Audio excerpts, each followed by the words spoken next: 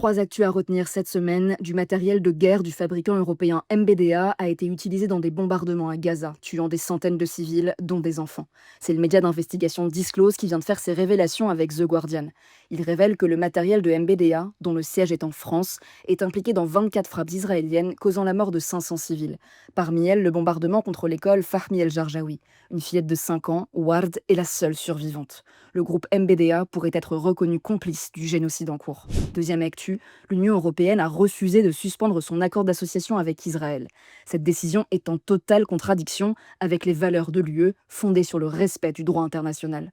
En prenant une telle décision, l'UE conforte l'impunité d'Israël pendant qu'un génocide a encore lieu à Gaza. Troisième actu, des élections municipales ont lieu au Togo alors que de violentes manifestations ont secoué le pays. Des manifestants sont dans les rues depuis juin pour protester contre la consolidation du pouvoir de Faure Gnassingbé, dont la famille règne depuis près de 60 ans. La répression a déjà fait plusieurs morts. Manifester n'est pas un délit, manifester est un droit. Pour ne rien louper de l'actu des droits humains, abonnez-vous.